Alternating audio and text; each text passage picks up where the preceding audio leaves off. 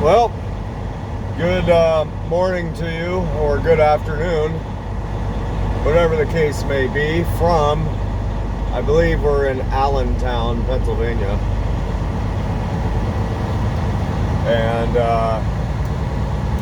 at this point, we are hopping back on the old turnpike here. Unfortunately, we're headed back on the turnpike here in the wrong direction. We're not going the way we want to go. And yeah, little old me and my infinite wisdom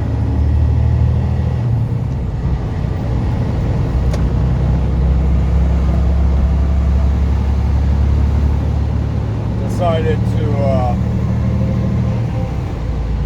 find a rest area over here. Continue on Spent the the road. night last night, and turns out, yep, it's in a turnpike. And I guess the deal with these turnpikes is once you get on the thing in one direction, you're stuck on it for quite a ways. I don't know. I mean, what do I know? I ain't never been over here before. So anyhow, that requires a little bit more kind of in-depth explanation as to why I find myself at a rest area at a turnpike. So, I don't know, this may or may not be in a video from last night. I don't know quite yet, but, so, got to our delivery destination last night. You know what, let me do a check-in for you real quick. So we got, Friday, October 30th, the current local time of 12:23 in the p.m., which makes it 9:23 in the a.m. Western Daylight Time, West Coast time. So, and we got a temperature outside out here in Allentown of 45 degrees.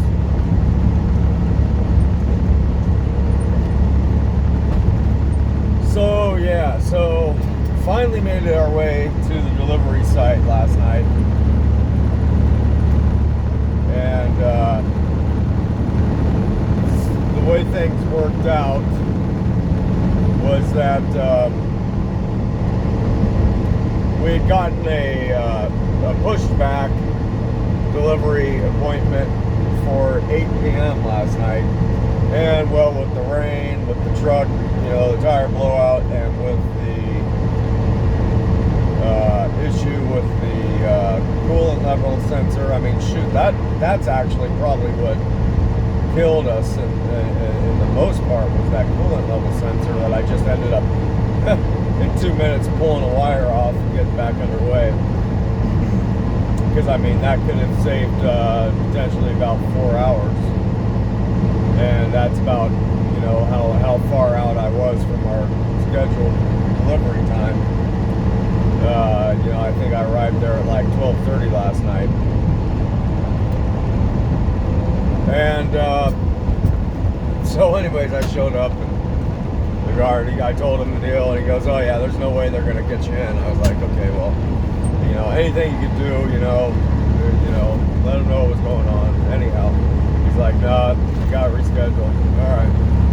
So that's how I ended up over that rest area.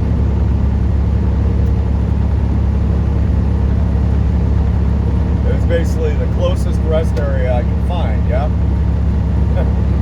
So here's the thing, is so now here I am, I guess, so the latest word now that I got from the boss is that they should have taken me in and worked me in. That's kind of the rule of the facility manager, I guess. And so I guess he called the broker, and the broker called the facility manager, and that's what they told him, you know, to tell me to do, is to go ahead and go back over there. They should have got me in, or they should have worked me in.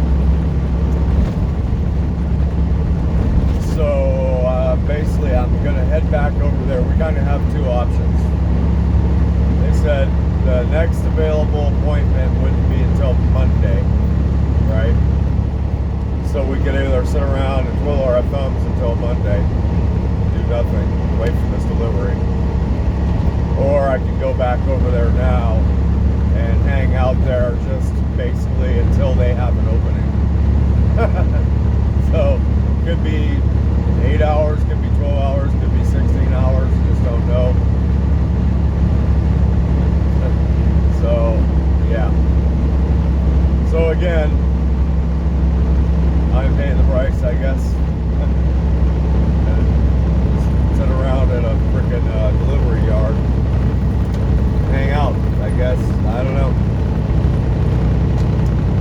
But sure, I mean, sure is beautiful around here. I mean, look at this. All the stuff that I missed last night while I was driving in the wet, dark rain.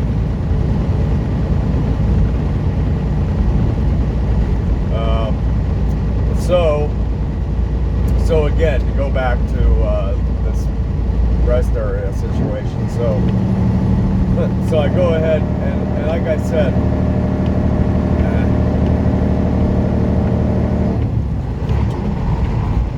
that rest area was basically the closest place I could find to go crash for the night.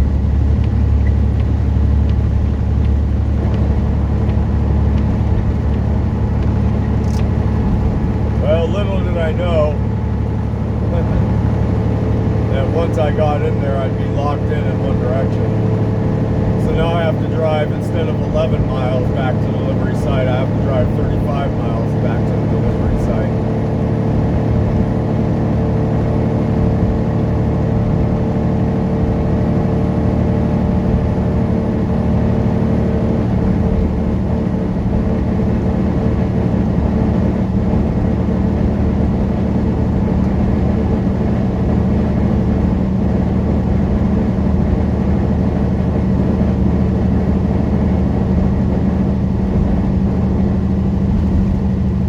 Well, that's something I'm going to have to deal with too. I don't know if you can hear that, but that's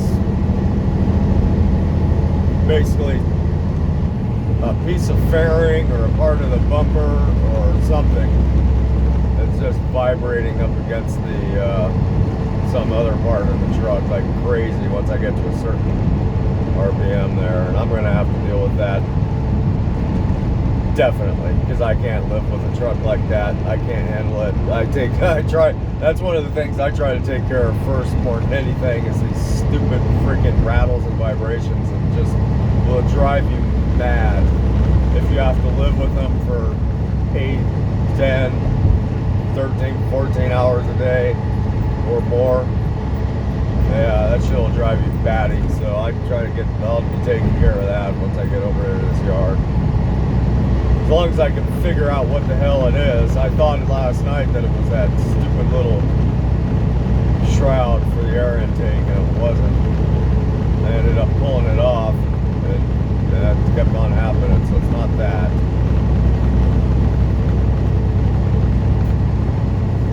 Yep, anyhow, wow, how beautiful, huh?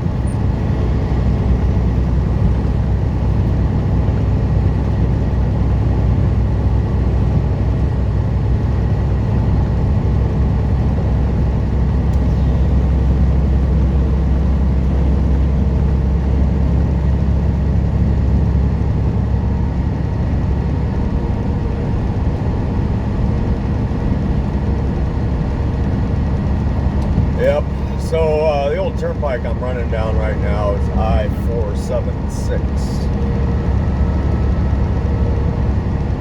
And looks like I'm headed towards Quakertown,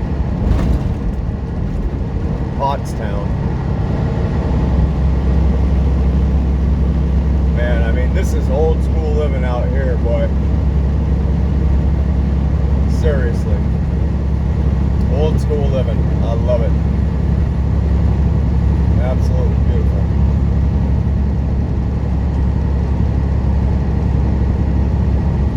Kind of makes me feel at home, in a way.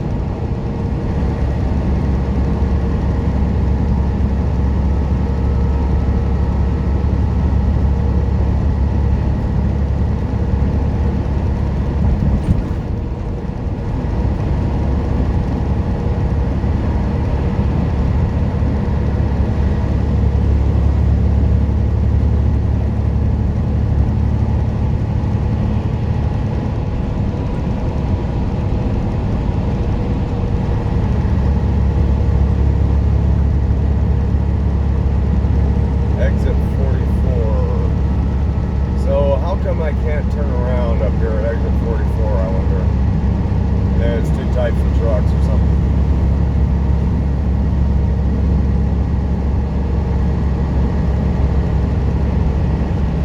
I don't know.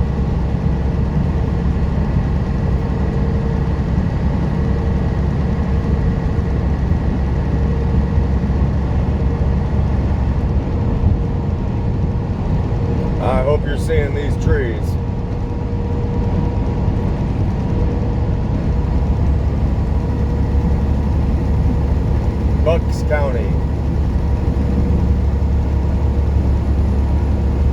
In 1¼ miles, take exit 44 on the right to Pennsylvania 663 North. Okay, well, that's exactly what we're doing then, alright.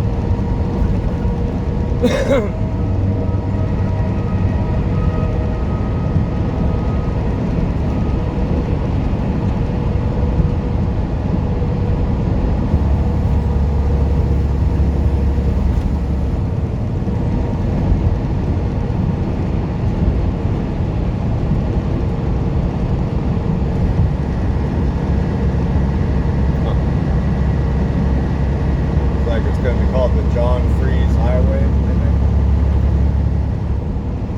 Man.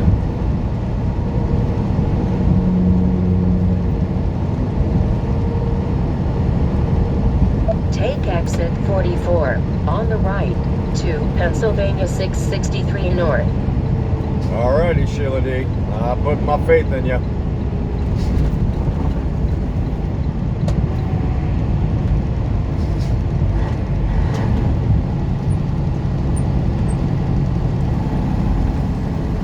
In 1/2 mile, take the ramp ahead, then keep left.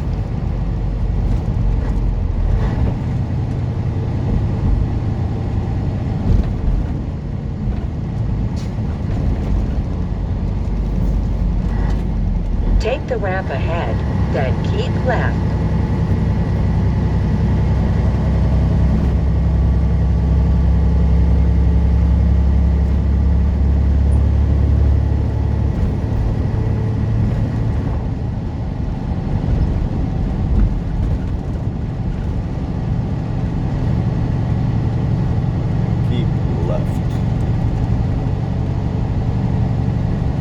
Okay, I hope I can squeeze through these sons of guns here. I think I can. I should be taking that far right one. Honestly, because last night I went through one like this and the tires were squeaking on the dang rails and all kinds of stuff here. It's a tight fit, that's for damn sure.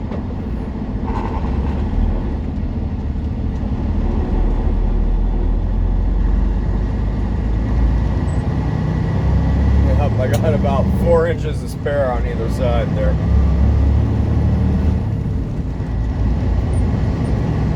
Alright, so I gotta hang a left here, huh?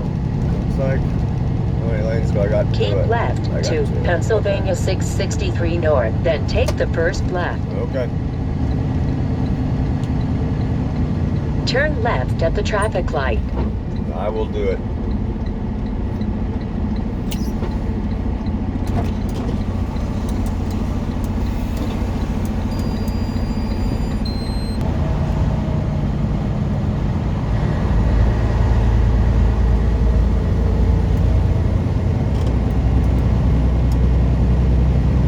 Yep. So what we're doing basically, we just ran south down that turnpike, whatever, 10 miles or something, 11 miles, and then basically hung a left and started going east towards Quakertown, and then we're gonna hop another left and go back up north on let's see, West End Boulevard. And then run West End Boulevard kind of northeast up back over to Bethlehem. And we'll just enjoy the shit out of it the whole way, I think. So, I mean, damn. These trees are crazy. Just freaking crazy. I mean, when you figure... Here we are, these goofy little freaking humanoid things out here on this crazy little planet here. Alright. And we're amongst all these other creatures, animals, fish, birds, you know, all kinds of other stuff. Slugs and snails and insects and all kinds of craziness.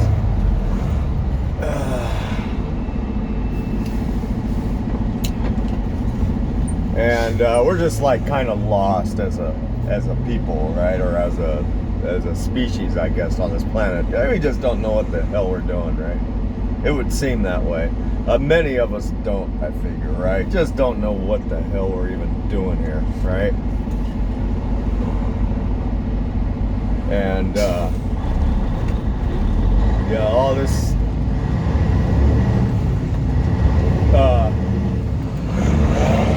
theology, right? Ideology about God, theology, right? You know, oh, does God exist? Is God's real? Is God watching? God this and that? Is there, you know? Well, I think even if you don't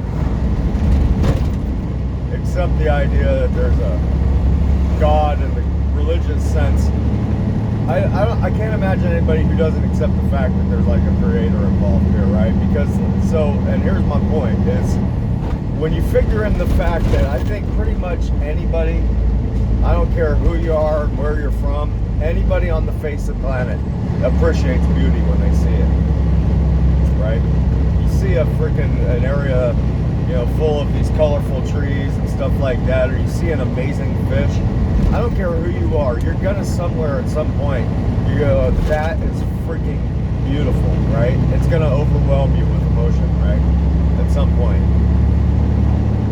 Just the fact that that's a thing should tell you something about the nature of the fact that there's some sort of divine presence in which people have called God or Creator or what have you. You know, it's all the same thing. I don't care.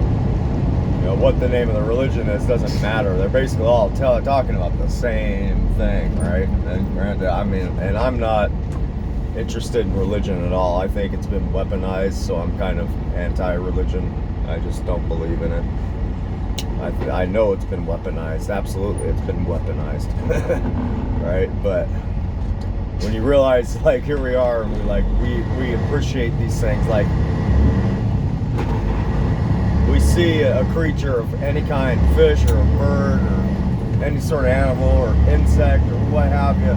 Some of these ones that are just designed so incredibly, and the fact that we're aware of it, we appreciate it, tells you something. It does. It tells you something. Right? It tells you something. And we're not appreciating because we want to eat it. Right? I don't know. In 1 mile, turn left on Northwest End Boulevard. I mean, whereas anything else in the wild might appreciate something like that because they want to eat it, you know, or something's colored a certain way to camouflage itself, right, from another thing, from a predator. That's not what we're talking about here. We're talking about an appreciation of the beauty of a thing.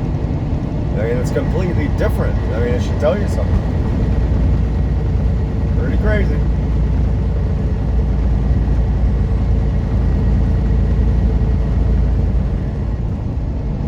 Or maybe there's some people who aren't that way. I don't know. Maybe not. Maybe there's people who just don't have that in them or something. I don't know. I kindly doubt it, though.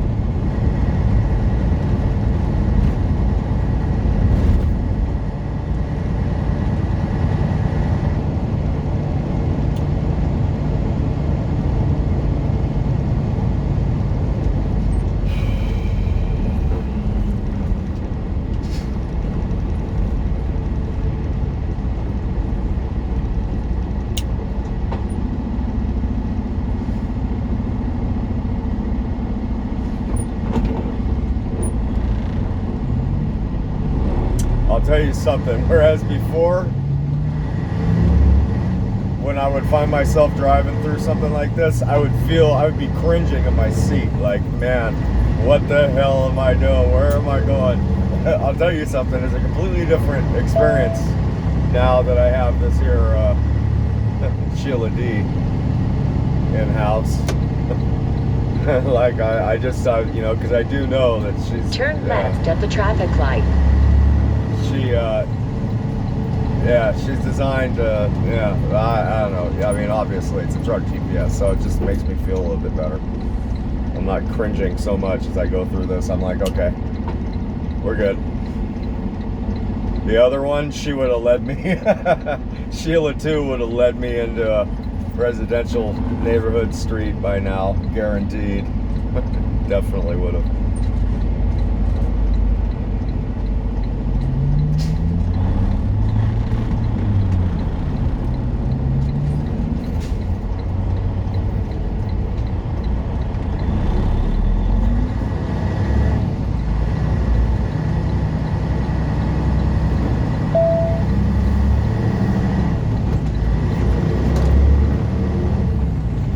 Continue on Northwest End Boulevard.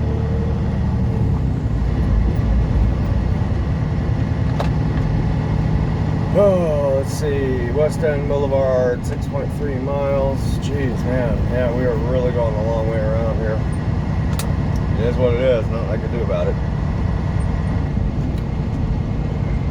I found the closest parking I could, and it happened to be the furthest away from where I was going. That's pretty funny. Okay, find your gears. Why aren't you finding your gears?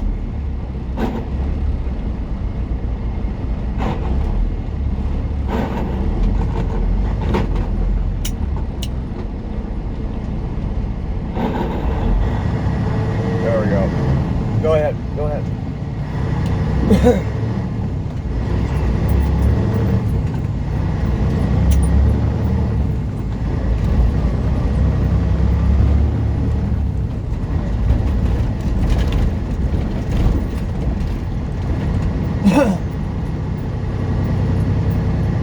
That's a funny thing. That's the first time that's happened to me. Like, to that extent.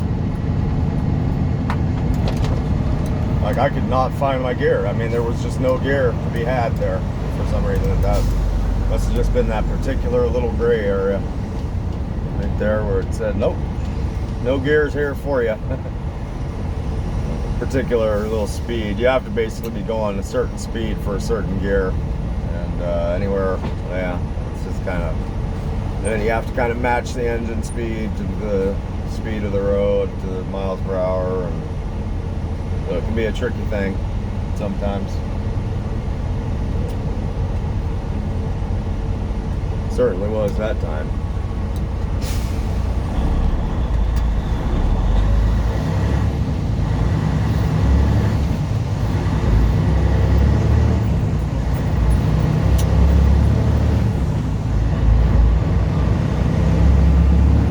Boy, it's kind of chilly out here, gotta admit. 43 degrees. Nippy. Yep.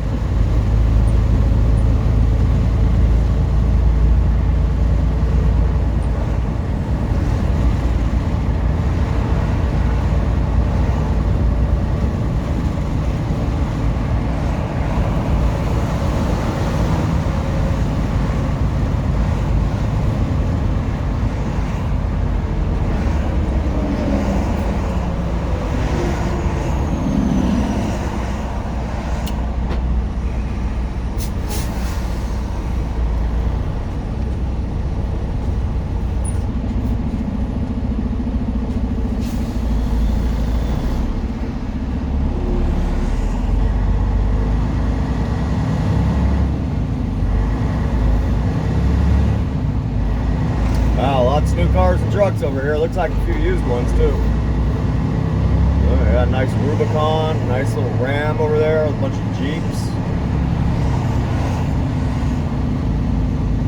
Man, some Chargers. They got a little bit of everything over here. Jeez, where is this place? They sure do. They got a little bit of everything. Got some work trucks, some dump trucks. Man.